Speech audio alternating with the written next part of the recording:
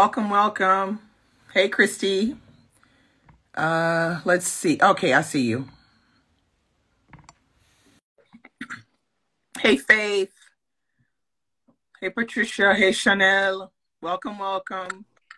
Hi, hi everybody.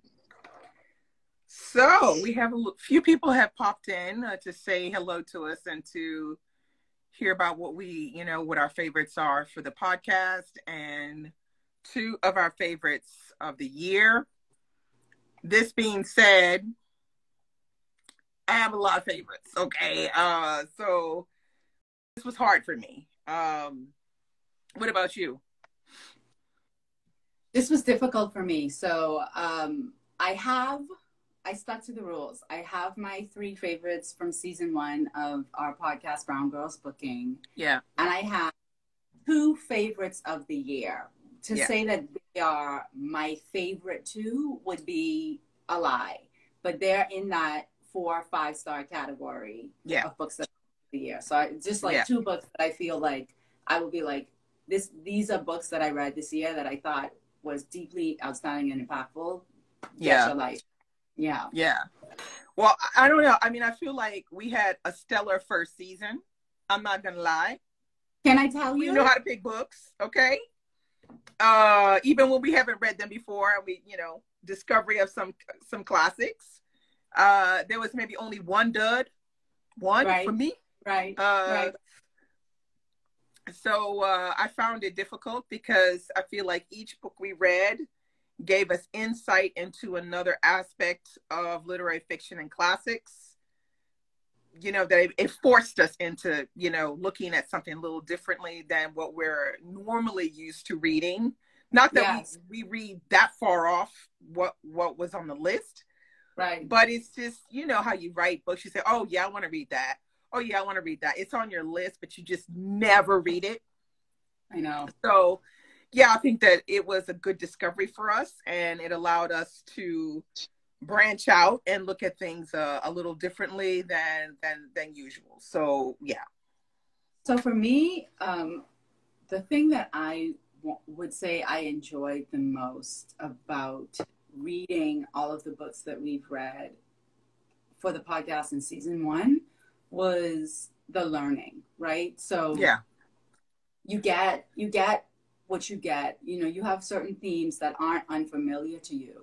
But if you're reading about the community of a certain type of people that you are not familiar with, or that you are familiar with tangentially. So for example, Half a Lifelong Romance was a book that for me was deeply impactful and affecting, not because the narrative was unfamiliar, but I got to be in Asia at a certain point.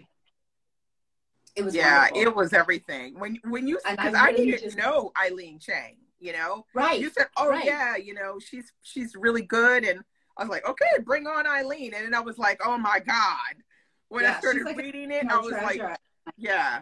Such a good read. That it was a real good discovery, Eileen Chang, at least for me. I was like, this is the one. So I'll start with my first one since you've already mentioned it. Oh, sorry. I will start with my first one since you already brought it to the light. Half a Lifelong Romance, Eileen Chang, hands down one of my ultimate favorites that we discussed this season. I love that book, but I think for me, because Eileen Chang is not unfamiliar, right? I spent some time over there in Asia, and Eileen Chang is a national treasure in Hong Kong. Yeah, that's what you said. Proper, they adore her. Yeah. That being said, I can't fault the book. I've been thinking about it from a craft perspective, the amount of ground that she covers and the amount of themes that she touches upon in terms of gender dynamics, what it meant to be reliant upon males at that time, and also the family obligations and how far that family obligation can go. It was very, very instructive on the culture and the expectations and things like that. And the writing was very good, and the storyline was very good. we get completely involved in what's going to happen to the two main characters. We're just in it. Like, And it's the hard to not be in subcharacters. it. Like, I feel like there's not a lot talked about with the importance of like sub characters and subplot, and to have an engaging main plot and an engaging subplot, and to have buy-in the characters and the sub characters as much as we did, like the two romances that we follow in Half a Lifelong Romance that are both subjugated to societal mores, or mores, however you pronounce it. I like, it was a good book. I did not make top 3. It didn't make your top 3, but that's normal because you already knew about Eileen Chang. I didn't know about her, so that's why she made my top. So give me your top, one of your tops. Okay. So got to be hands down, There is Confusion by Jessie Fawcett. Yeah. I still think about that book. I loved reading a book set in like a historical fiction, because I think that would fall into historical fiction at this point, set in America, like that shows the effects of the wars, that showed a middle class Black environment, that talked about passing in a way that you do not see passing. Like, it was just so like, girl, I'm passing, and exactly. Like it's nothing but a thing. Yeah, it's just like, yep, I see you. This is a part of our day-to-day life of what it means to be Black in America, which we try and not be Black in America at times. And I'm not even throwing shade. Let's go get some lunch and live our lives.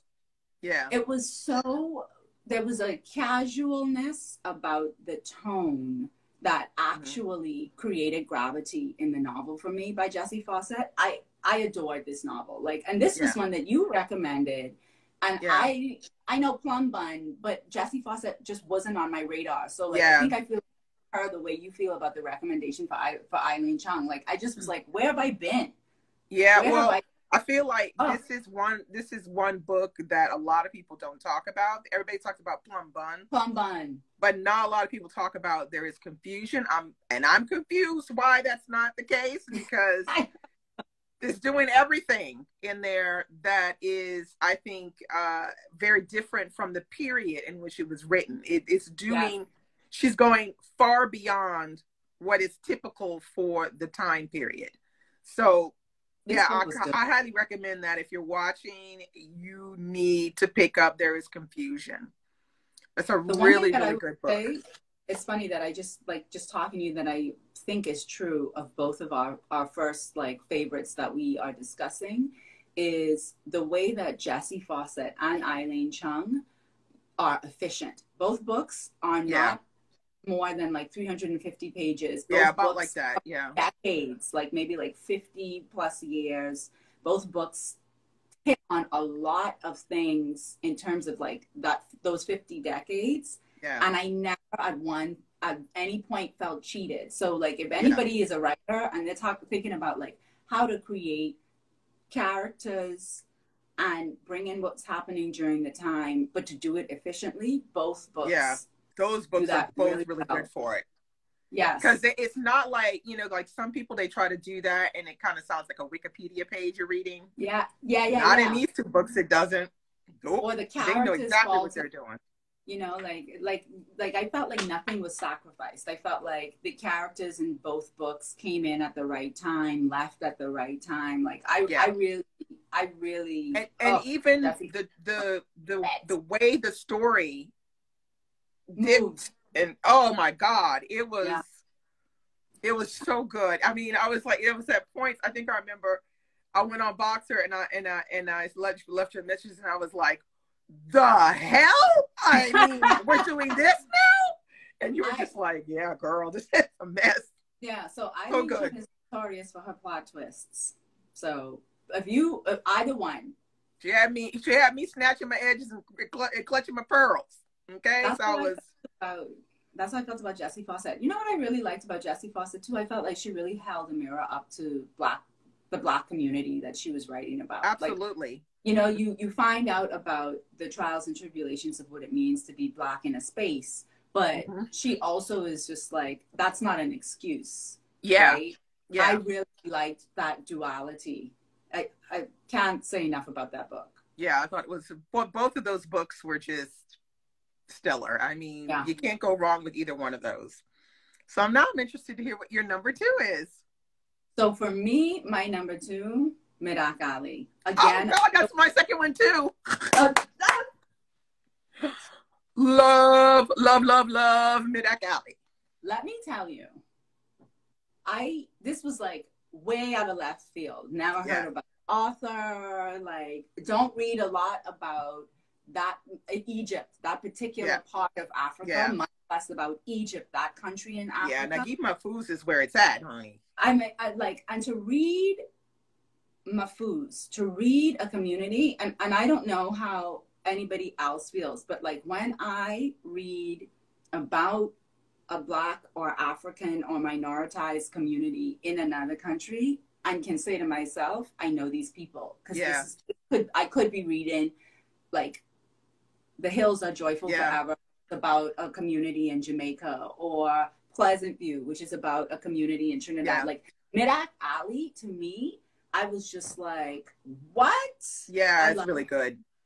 It's really good, and it's also good because it has that two-layered thing it does, where you have the British are ruling in Egypt at the time, so you're seeing a double layer. You're seeing the community and how they deal with their community problems and issues, and then you see how the colonials layer on top of it and cause even more problems in some points. Yes. But at the same time, this is another book that does the same thing that the other two do, which is they talk about what's going on historically without making it sound like a Wikipedia page. It really, you really are submerged in that community, Mirak Alley, at the end of a small road right off of a big, huge, circle in the middle of town. And we are like a fly on the wall with this community. It's so brilliantly done. I think for me, what I loved about this, in addition to what you said, was the episodic nature of the way that the book was structured. This book, I felt, and I don't say this a lot about books because I tend to be very didactic, where I'm just like, be a short story collection or be a novel. Don't be like a novel in stories or whatever. And some people can do it and some people can't, right? Yeah, they can. Book, for me, I felt like I read a novel, but I also felt like if somebody had handed me this book and said to me, oh, here's this collection of short stories about this community, I would have been able to be like, that's true too. I definitely recommend for anybody who is kind of like a short story writer. Yeah, this is a good way. About like to how bridge to write the gap. a novel. Yeah. This book is a good kind of bridger because absolutely it's episodic. There's no other way to say that, right? It really is. We hear about these characters, we leave them for like several chapters, and then they come back. And it felt very cinematic to me. Yeah. And that's something that I feel like, we talk about the story, we talk about how much we love the characters, and the craft and what it takes to make a story work without acknowledging the craft isn't always talked about. And for me, the crafting of Ali, it's stellar. I guess people don't talk a lot about Naguib Mahfouz in our reading communities. It's because either they don't know him or they feel like that's not going to be for them. Yeah. But when you read Mirak Ali, it has echoes of what lots of communities go through. Yes. There are similar themes. He's just posing it all within this community, this small community in Cairo.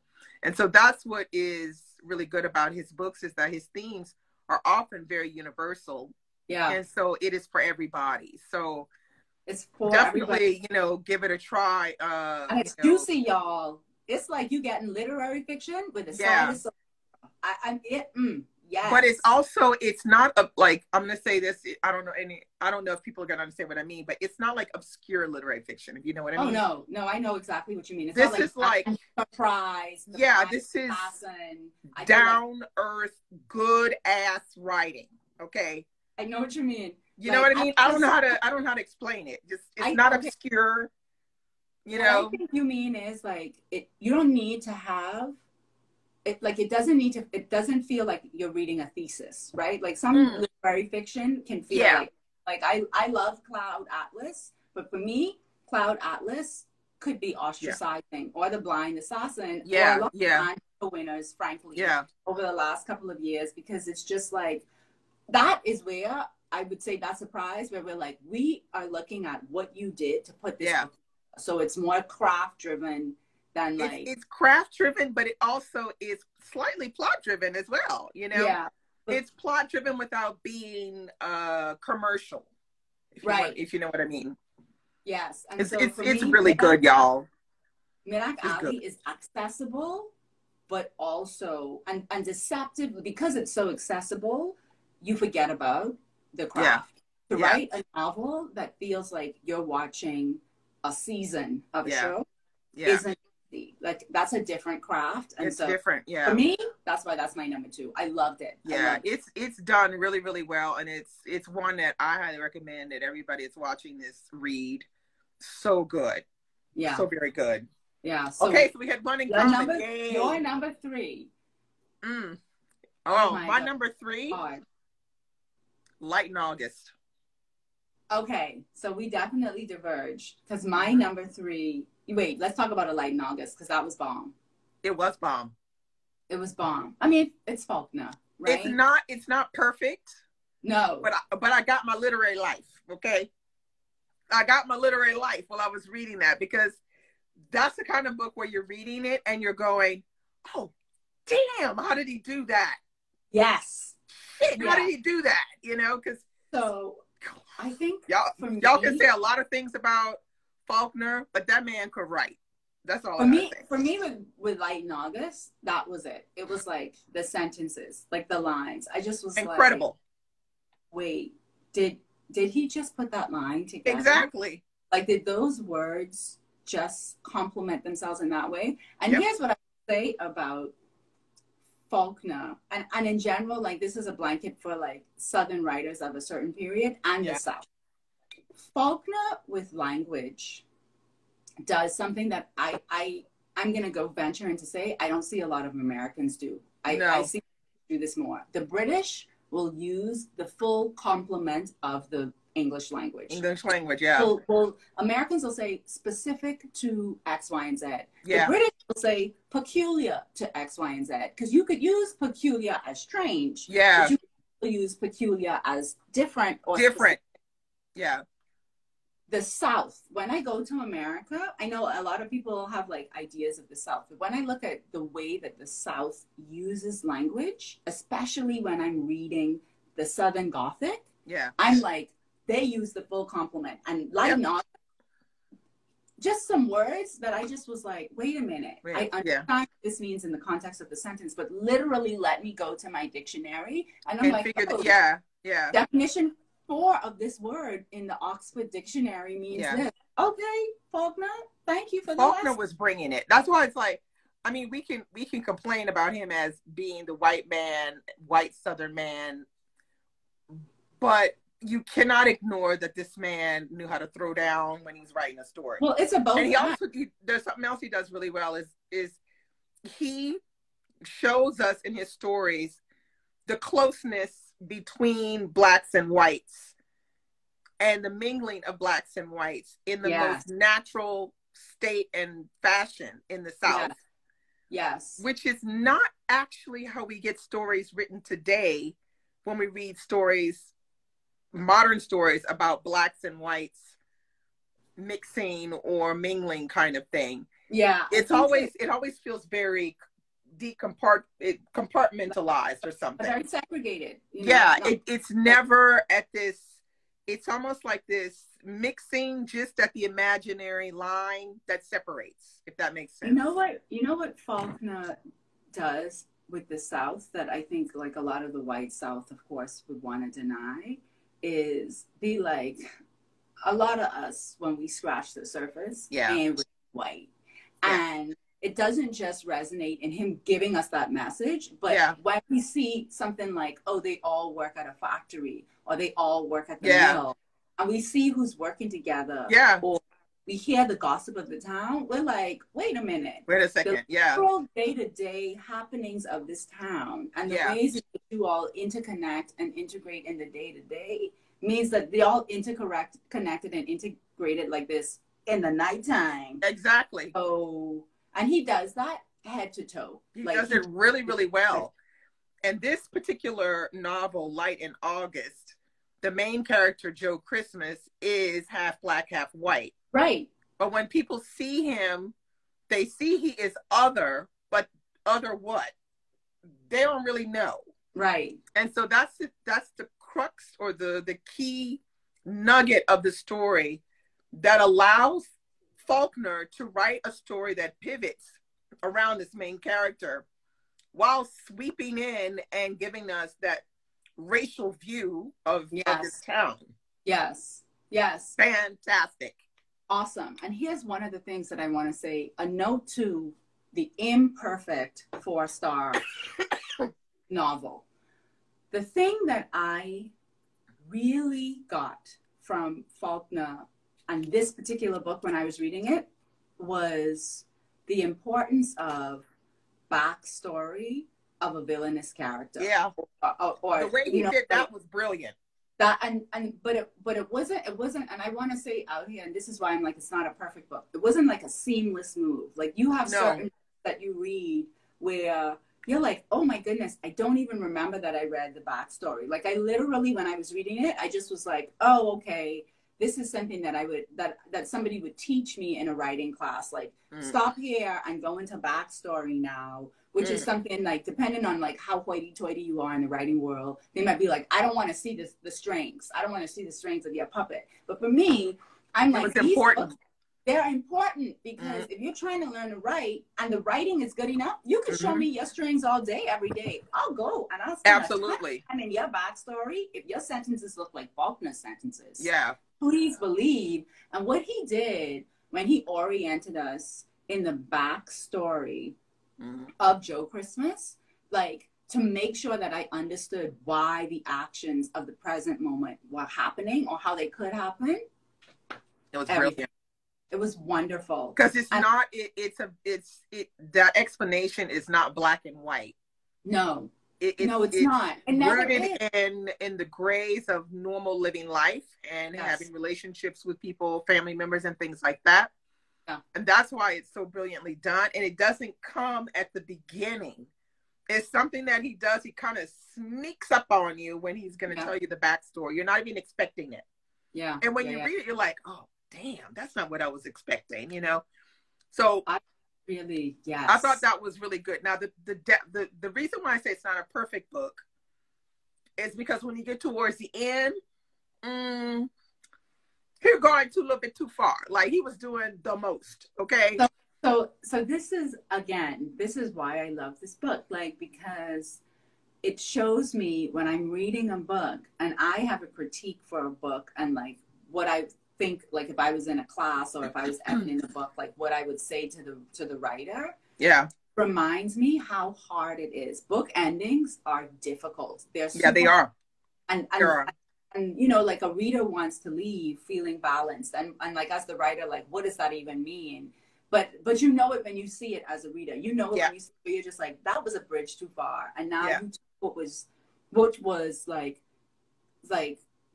sensational to over the top. Or that was like, you took what was, I could see this happening too. Now, I don't believe it anymore. I don't believe, exactly. But it's hard to know when that is, right? This is why but you know, we knew because we both was feeling the same thing. Was like, look, white man going too far now. He needs to stop talking because he's ruining the book.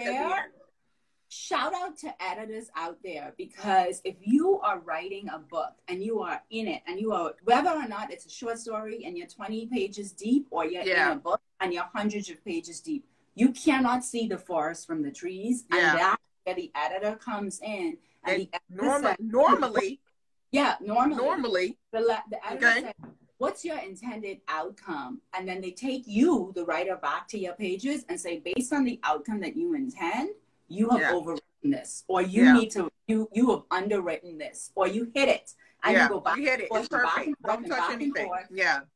And for me, the importance of a good reader, a good editor, that was where, like you said, but I wanted to see that in the book because it also gives you, if anybody's a fledgling writer or who is just an established writer, it extends grace. Because this is like if Faulkner could overwrite a book. Yeah. Absolutely.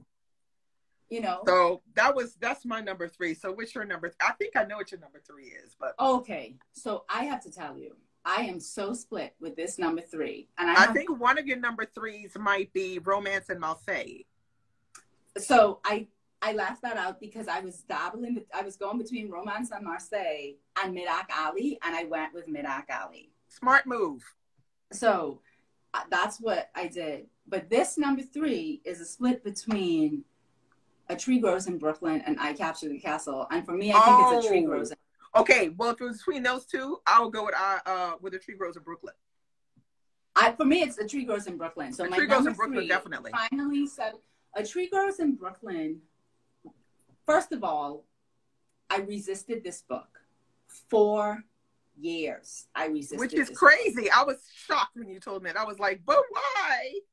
I resisted this book for years. Like, I don't know why. Like, it probably says, I'm probably revealing too much about, like, who I am as a person right now. But, like, I just was like, I don't want to read a book about white Brooklyn. Like, first of all, let me just go ahead and say, I have a bias. I don't love reading books about cities. And if you're going to write about New York City, it for damn sure better be good. Like, to me, I'm just like, if New York City gets one more applause for the love But you saw how good it was, right? And it wasn't just about that, you know? So I'm just saying, like, so that was like, I brought my own baggage into it as a reader. And then I just was like, so I'm going to sit here and I'm going to read about white people in Brooklyn. Like, okay, for real? Really? And I have a particular feeling about Brooklyn because Caribbeans and Africans inhabit the space about Brooklyn in the way that they do.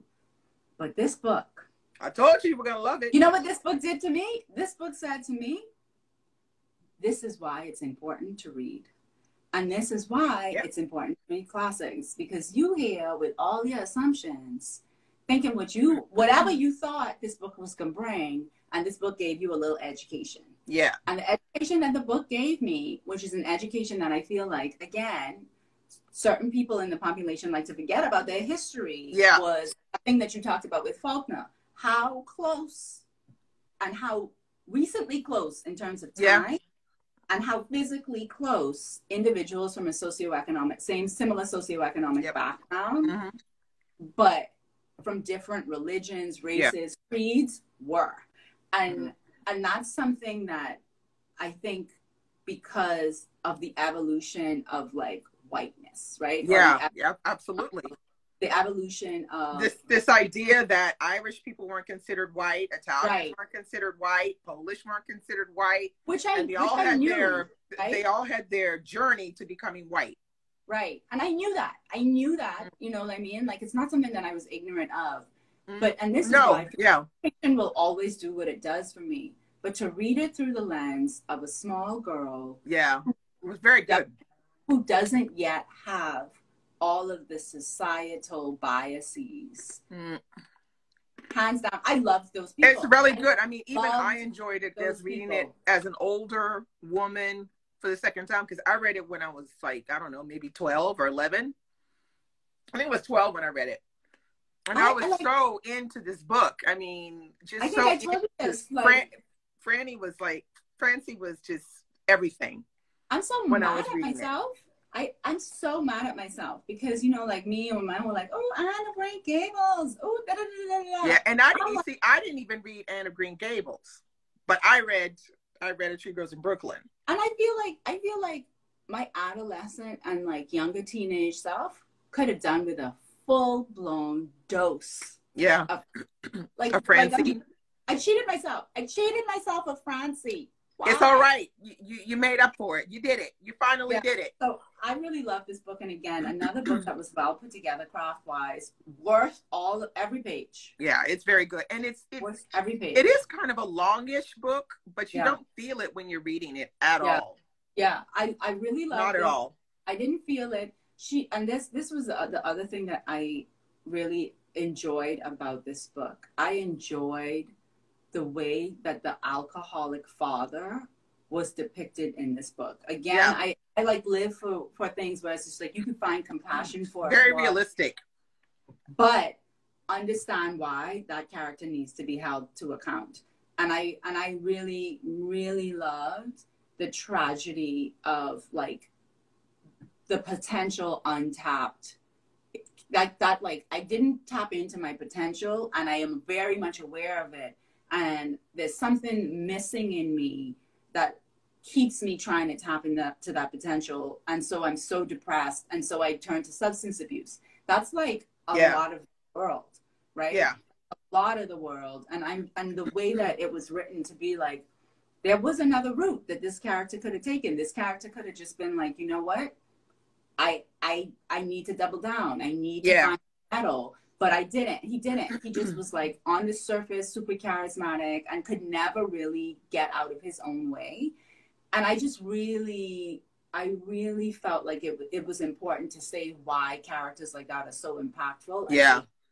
In the world. It's a wonderful book with some really great characters. And so the father in that, and he was like a favorite of mine. Like I really didn't want to like him as much as my favorite was the aunt. No, the aunt was number one. She was everything. The aunt was, and this was again, everything. This was another, and this is what I mean, because you would say that the aunt, based on like how she was wrought, was like, I'm not trying to be anybody. I'm not like upset because I'm not a singer, whatever. But the aunt just had a solid core that ran through her. Yeah, she walked in her own truth. She was not letting nobody tell her differently. Can we just talk about the tragedy of what it means to be poor and to lose all those babies that she lost just because she didn't have proper care? Exactly. It's devastating, but that was a reality of that time period. I'm sure. It was a reality of that time period. It's a reality of many women who don't have income, like a good income now.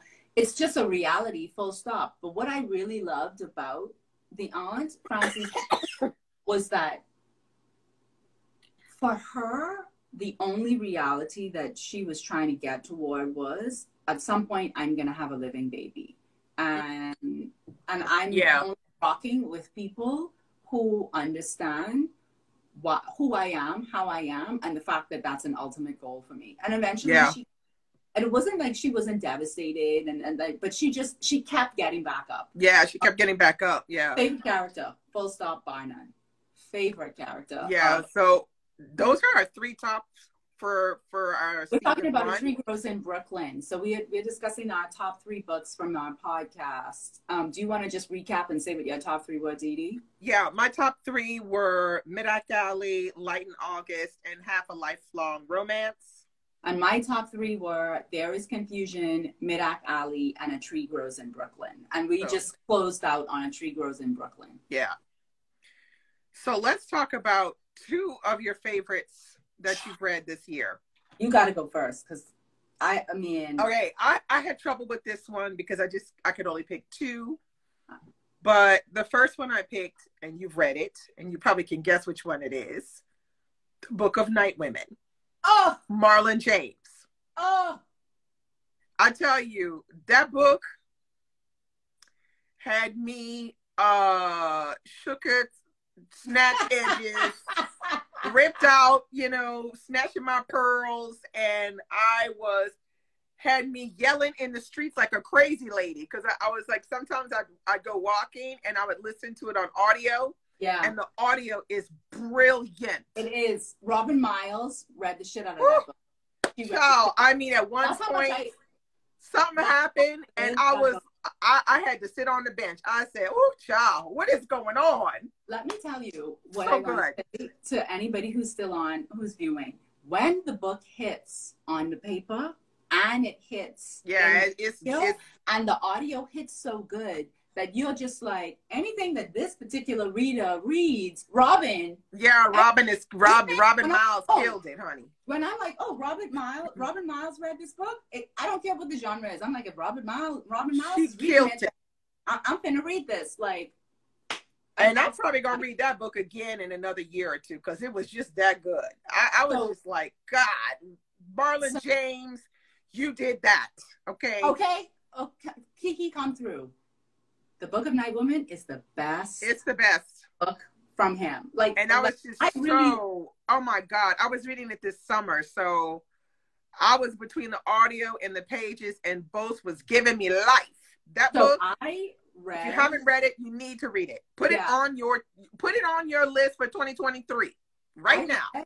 The Book of Night Women. That was actually my first Marlon James. So I read The Book of Night Women, then I read John Crow's Devil. Okay. Yeah. I read The Brief History, right? Okay.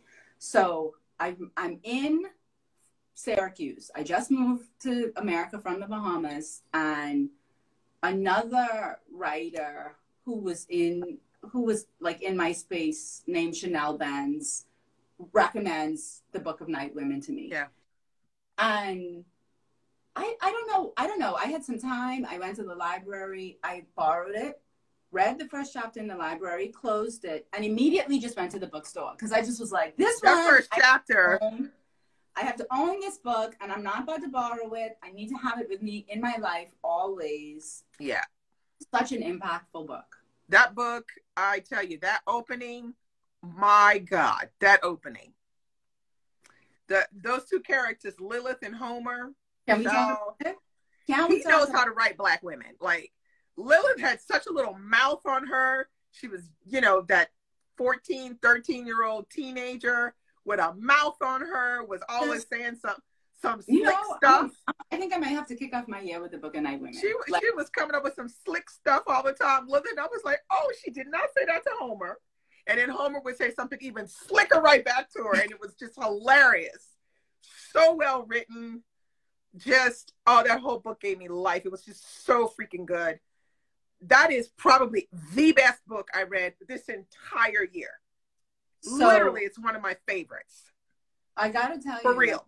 I read a lot of books in 2022. Now, there's another one, but I'm not going to say it here. You'll just have to catch my tops for 2022. There's another one, though. And I think you know which one it is. I think I know which one it is. Oh, yeah. So there's that. I caught you unawares. So for me, and this was a recent read, okay? So, and I feel confident to bring this up as a recent read because it's at the end of the year and I know what I read. Mm-hmm. Not a perfect book. So this is one of these top 2020 books, 2022 books that's imperfect, but yes. Still good, yeah. Demon Copperhead. Girl. I knew you were going to say Demon Copperhead. I know you weren't surprised. Now, I'm not surprised. I have not ventured down the Demon Copperhead route just yet. I wanted to read it this month. That's not going to happen. I'm reading it in January. Dee Dee hasn't said a second one. I haven't said my second one yet. But her first one was the Book of Night Women, and for me, mine was Demon Copperhead. Okay.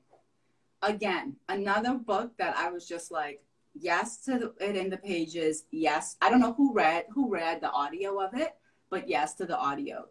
Another book that I will say covers a community that for the most part, as a Black woman, I'm like, yeah, I don't really want to know too much about y'all, which is Poor White America. Sorry, Poor White America, but I just have my own inherent bias. Another book that did work for me, where I just like, damn, she did it again. These people went through some shit. First of all, anybody who knows me understands how I feel about the Poisonwood Bible. If you do not know, have not been familiarized with the Poisonwood Bible, gotta read it. I feel sorry for you. Like, I genuinely feel sorry for you. Barbara Kingsolver, when she is on, and when she's on for me, it's usually when she is covering a community that is not talked about in a specific kind of a way, and it should be, and intersperses the historical systemic happenings of that community with how the community shows up in Yeah. the Yeah. they show up in Yeah. within the book. And that happens in the Poison of the Bible, and she did it again in Demon Copperhead, which Yeah. is a rewrite of Charles Dickens's Yeah, David David Copperfield, which I just read at the beginning of like the month of March, I think it was. I read it with Comfy Cozy Up, and we've read quite a few of them, so I'm like kind of working my way through them. And I have to admit, David Copperfield is it's one of the front runners for me. I love me some Dickens. I love me some Dickens, and he's another like problematic writer. He can be problematic as he wants, but and I mean, even within the novel, it's always something a little problematic. But the storyline, but the storylines are really, really good. You know that they're very adventurous kind of stories. So I love this book. I love this retelling of Demon Copperhead because there was just some things about poor white America that I did not know. First of all, I did not understand how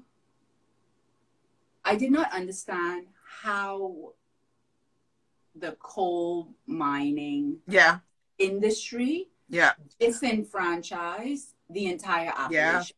Again, that was one of the things that I knew, but to understand it, and fiction always does this for me. I will always find my way in compassionately to a community that that's not on my radar or that is on my radar, and I'm like, yeah, forget about y'all. Does she add Black people in there when she talks about in there? I will say, because there were whole communities of Black people that were actually smuggled over there.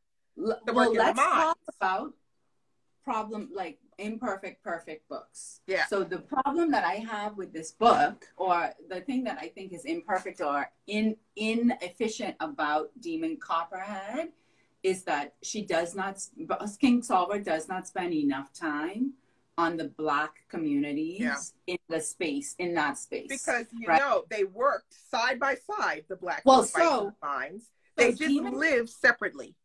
So they had their separate schools and separate houses, separate neighborhoods. Yes, all of that I do know. Not covered in the book in that way. Here's how she covers it or talks about it in the book. Demon Copperhead is referred to as Melungeon, which is actually, like, if you look, because then I went and I looked it up on the books in America, Melungeon is a type of ethnicity. Like people classify themselves as Melungeon. All Melungeon is an iteration of Creole or mixed. Okay. Again, at the time, another name. Portuguese, Black people, white people, Jewish people in that Appalachian area who had settled. Of course, they intermingled and they intermixed. Yeah. And the intermingling and the intermix came up with this particular type of look of individual that usually was light-eyed and light-haired, and or like red-eyed, red hair, and by Melungeon. Okay. You froze for a second. Okay. So Demon is referred to as Melungeon, and so like I had went down this rabbit hole of like, what were Melungeons? What did that mean? Yeah. The other thing that was like very important in the book for me was, everybody knows about, in America, I would say, not everybody, but in America, the opioid crisis is huge. It's real. Yeah. But King Solver covers, I want to say, the opioid crisis before the opioid crisis started to hit the rich. Okay. I basically was like, oh yeah, people are just like tweakers and like crackheads and meth heads and all of that stuff. But she talks about it about 10 years to 15 years before it happened, when nobody was really looking at it happening to a poor white community because it was a poor white community. Yeah. So why care? And so I'm like literally, and I think a part of this that was really impactful for me is because I deal with a lot of that community in the work that I do in my day life of like rural white Americans. And it's a narrative about themselves, young white poor Americans, that they don't know. Yeah. So they carry all of the impact and the trauma and a lot of the negativity of why I typically am just like, do I really want to read about this sect of America? Yeah. Out the historical knowledge of what Yeah. they came around. And so for me, this is a favorite for me because it opened up a line of compassion that I don't know that I was aware that I didn't have, or that was as narrow as it was. And again, not a perfect book, but it's still really good. She did the damn thing. She did the damn thing. Well, we'll see that in January because that's on my list. But I knew you were going to say that. I loved it. I loved it. I knew it. I'm looking at my list. And I knew you were going to say Mid-Act Alley. I knew it. I'm looking at my list because I'm like, this last one, I only have one. All right. My second one is Émile Zola's L'Assommoir. Zola. I was like, if Zola doesn't come up. This is like, I think it's book number 9. So I read it in September. I've been buddy reading all of these with Anna. We've been reading them in order of the series, which is the Cow series. And this book right here, it is like the emotional roller coaster ride of my life reading this book, because the main character is Gervaise. And when the book opens, Gervaise is poor. She's living with a man who's called Lantier. And Lantier and Gervaise have come from the countryside down south. Yeah. And they've arrived in Paris, and they're going to make their life. Except what happens? Lantier is just a scoundrel. He's never going to do anything. He's never going to do anything right. And Gervaise is stuck. She's got 2 boys to raise and not a lot of money. But in the beginning of the book, repeat the title of the Zola book that you're reading. The book is called L'Assommoir. So it's L'Assommoir.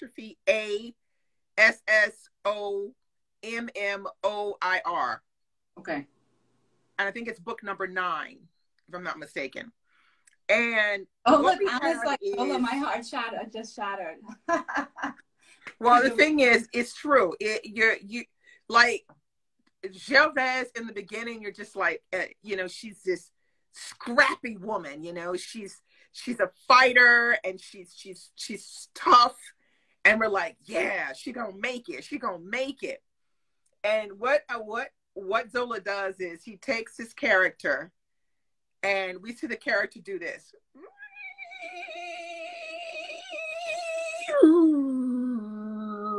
Well, I mean, like literally like that.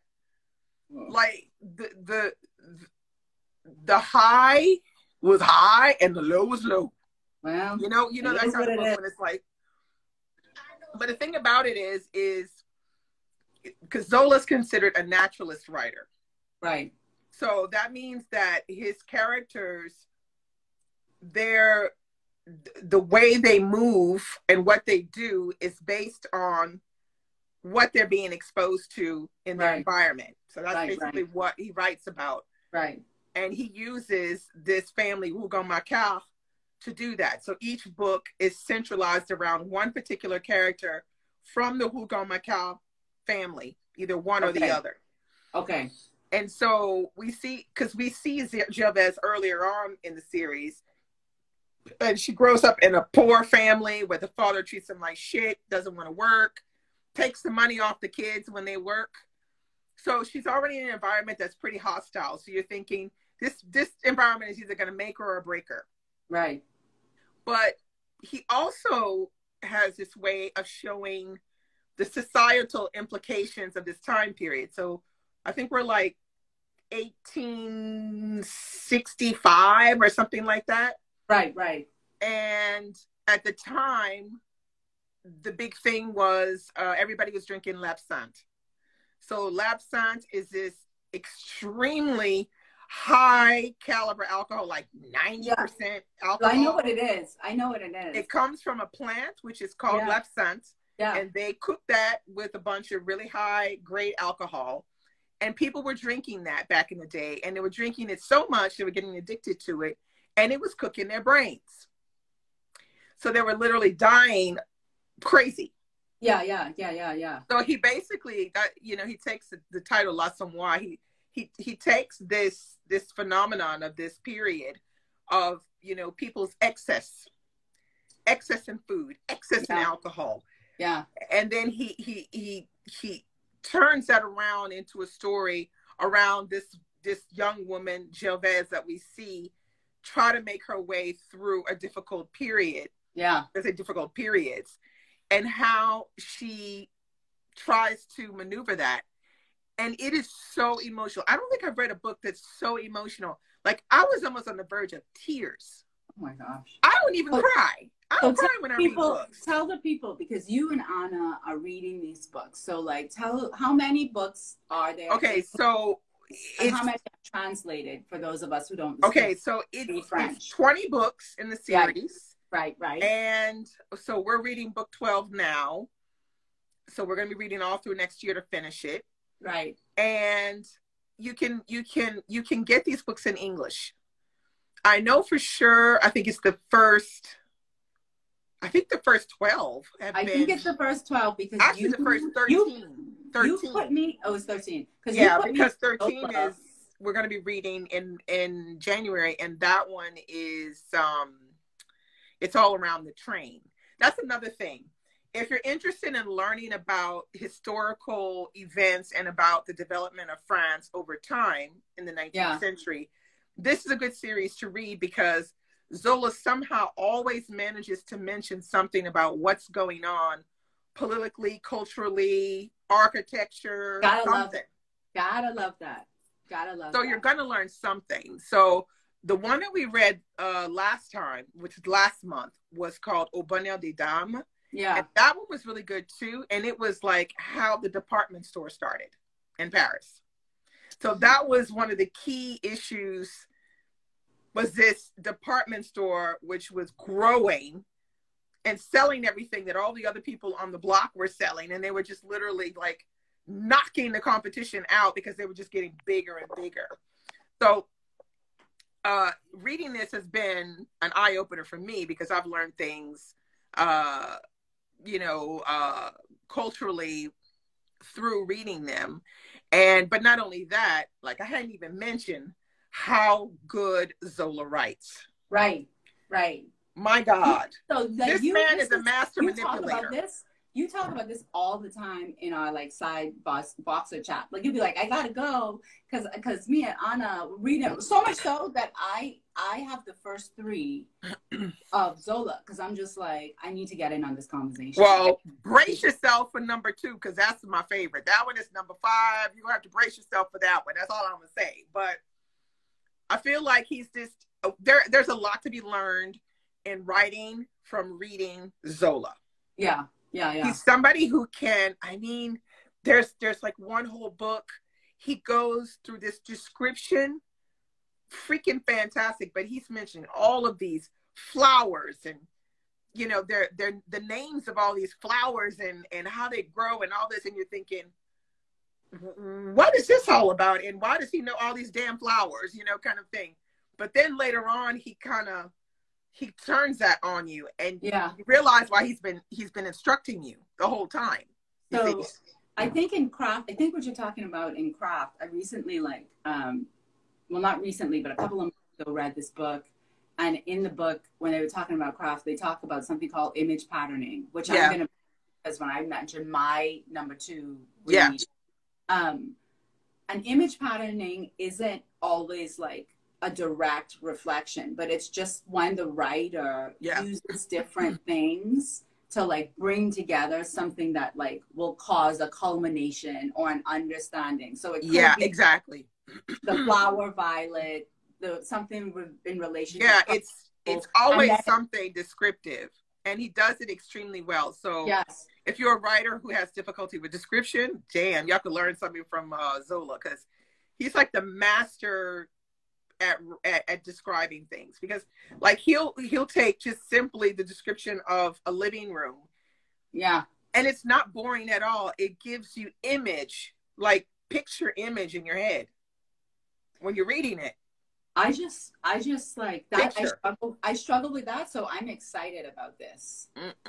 It's Okay. really, really good. I mean, So I highly recommend it.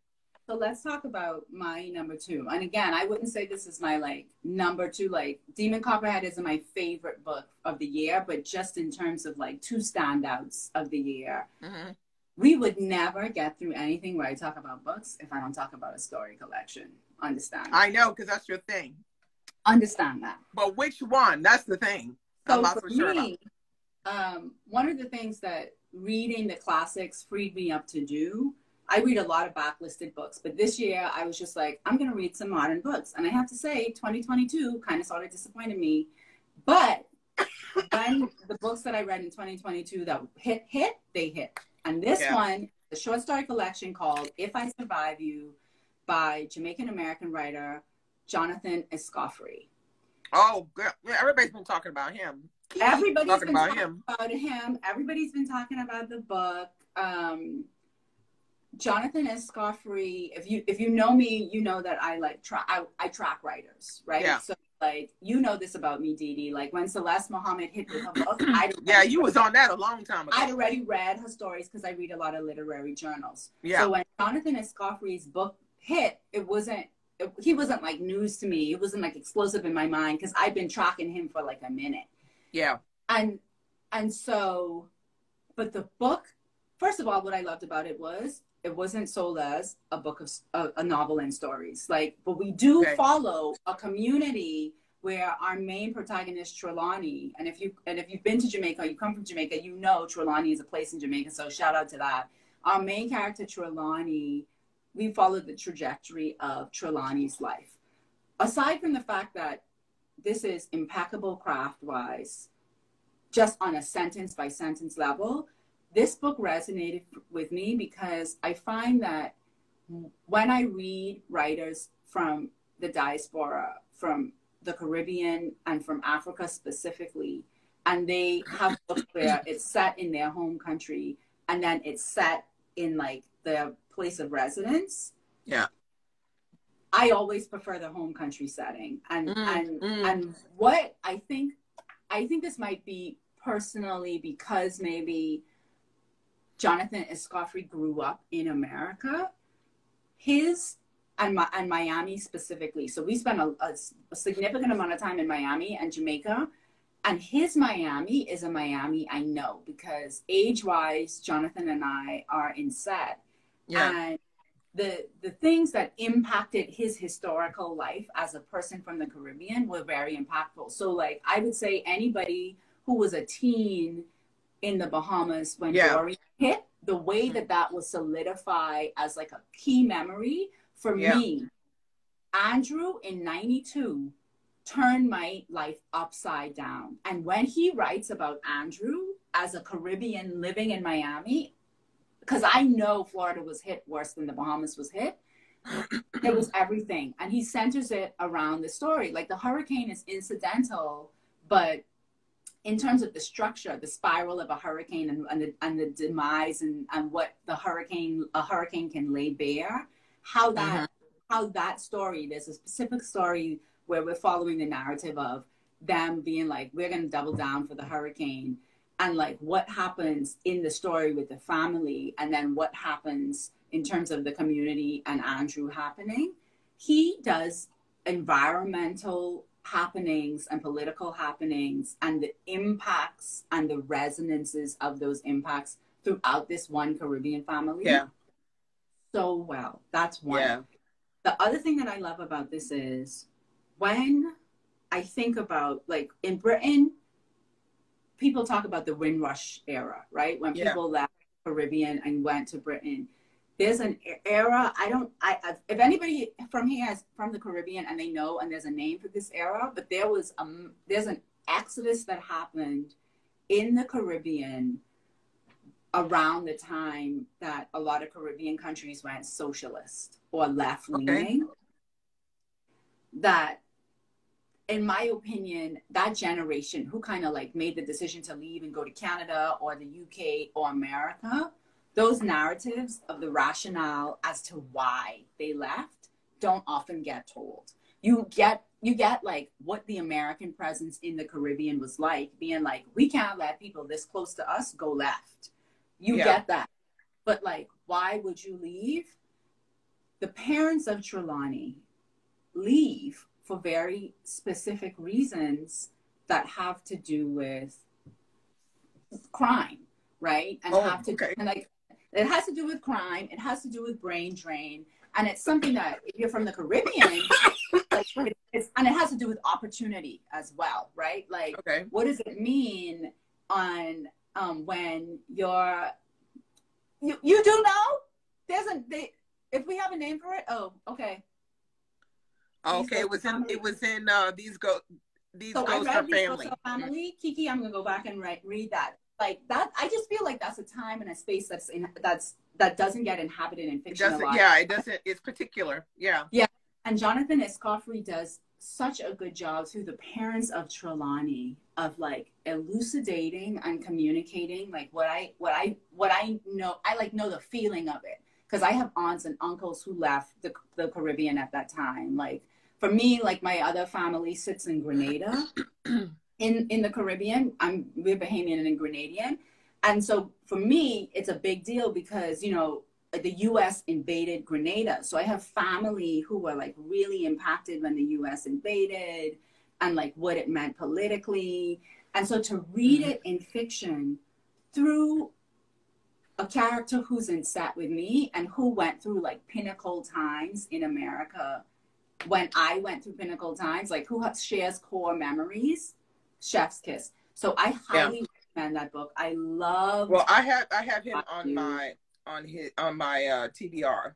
It's really good, and just the day-to-day machinations of what it means to be like young and like trying to figure your shit out. Like there's a story about Trelawney when he kind of like didn't do what he wanted to do and is just trying to survive. He works in an old folks home. And it's such a heartbreaking story because of the system that he upholds, trying to really just like be a human being who could like afford rent. Yeah. He like what I think Jonathan Escoffery, why I love this book so much is he played on so many of my personal emotions while tackling universal themes. Yeah. While doing it with a very tightly wrought craft driven hand. And that's why I love short stories, because short stories I really get to see craft. And books who do that are always, I think, really should be really popular because we can all relate to them wherever we're from in the world. And the other thing too is I have a very specific lens on colorism in the Bahamas as a brown girl. Like, but the oscillation of identity of mixed race.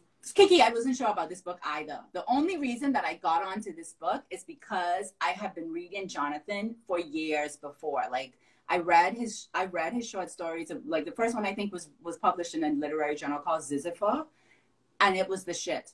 And so I was like, no, I know this is going to be good because some of the stories in this collection I've already read. So yeah. I recommend it.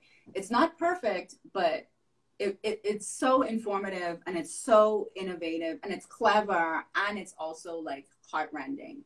Yeah. He talks about what it means to be mixed race. And I am not mixed race. And I came up in a time where, you know, I look at light brights with a side eye. I admit that I'm working on it. But I have a mixed race daughter and, you know, I don't want to make anybody a native informant, but there are things going on with grappling with who you are and like outsider forces being like, you have to choose. Like, are you going to be black or are you going to be this? Or that like, I know. Like, I have distinctive memories of being like in primary school with other mixed race girls and like, being a part of the chorus of or listening to the chorus of a mixed race girl boy being told like where you have to choose. You have to choose. Yeah. I'm like, I'm not really thinking about like what that does. What does that mean though for them? Like, what does that mean for them? What it does internally to a person? Of course, now as a mother, I have to think about it in a way that I never had to think about it before. I'm like reading it on the pages and reading how this character Trelawney is constantly going through an identity crisis because it's just like, who am I? Where am I? Like visually, he looks like he's mixed. He could be Hispanic because or Latin because he's in Miami. He's got these interests that don't typically align with what people say would be Black. It's just like, I felt this book. It's just realistic. The book made me feel seen. Like literally, and like specifically seen just because I just was like, I was into that music too. Yeah. Like, I went through Andrew too. So it's a personal book for me. So I want anybody viewing that to understand, like, it's a personal standout just because Jonathan Escoffrey. It spoke to you. It really just spoke to me because I felt like a friend who I hung out with in school wrote a book and did the shit out of it. Like wrote the shit experience. I loved it. Loved it. That's great. Well, I mean, I have to say, I don't know about you, but I read tons of really good books this year.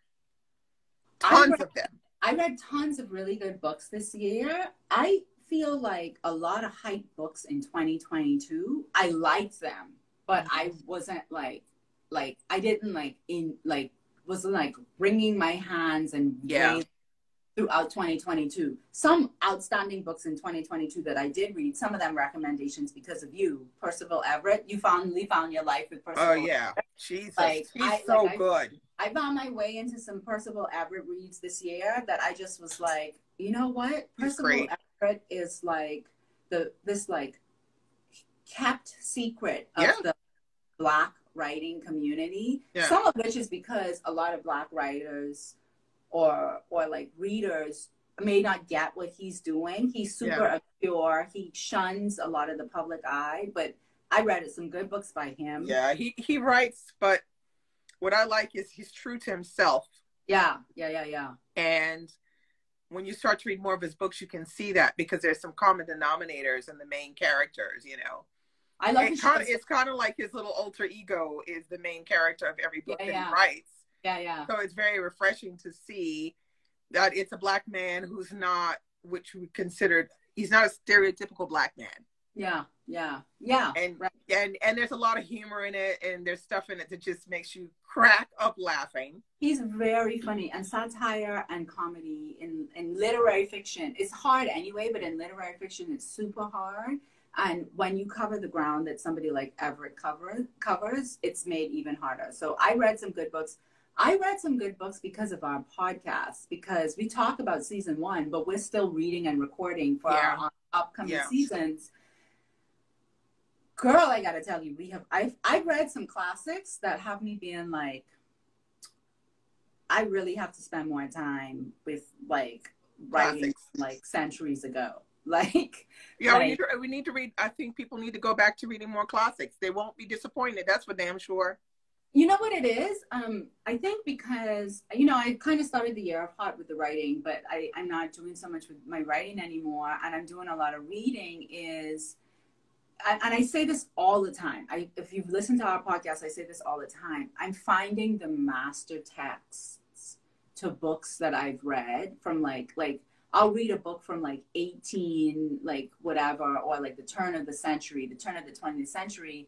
And I'll be like, wait, this book here that I read that was published in 1980 is just like this book. And then I'll do some digging and I'll realize like this classic is the master text of this and influenced this writer who wrote this book in 1980. And I've done like a ton of that stuff. So one of the classics that I read this year was called A High Wind in Jamaica, which is a deeply disturbing book, frankly, about like what goes wrong when children are left to their own devices. At the time, at the time of piracy. And I read it because I follow Ann Patchett's channel, and she mentioned that her book, Commonwealth, was based on A High Wind in Jamaica. And then I found out that her book, Commonwealth, is based on A High Wind in Jamaica, and in terms of like the precarious nature of children being left to their own devices when the adults are like negligent. And Donna Todd's book, My Little Friend, was based off of Highland in Jamaica. And Miley Malloy, and these are all three white women, wrote this book based off of Highland in Jamaica. So like, not only have I read good books this year, I would say for me more specifically, because our reading has led me into just reading books for joy and pleasure of the classics. I've read a lot of good ass classics this year. Yeah. And there ain't nothing wrong with that. Yes, someone right, exactly. Like it was just like, wait a minute, somebody was doing this kind of like deconstructive, like postmodern shit already. Yeah, like, who knew? This is why it pays to read widely. Well, you know, that's our tagline. Read widely. Season two is coming up. We're starting back in January. Yes. The editing is difficult, but you know, you don't like the editing. I like the editing more than you. The editing just ugh. But I'd much rather be doing something else. The books that we have read and will be discussing for season 2. Yes, I'm very excited for everybody to continue to listen. If you haven't listened and you're interested, go ahead and listen. Please give us a listen. Our episodes are fairly short. They're usually somewhere between 25 and 30 minutes. Yeah, about like that. Yeah. Yeah. Like we just really enjoy this. Like I'm we do. Happy. I cannot say best thing that ever came out of the pandemic was me reaching out to you, being like, let's do live.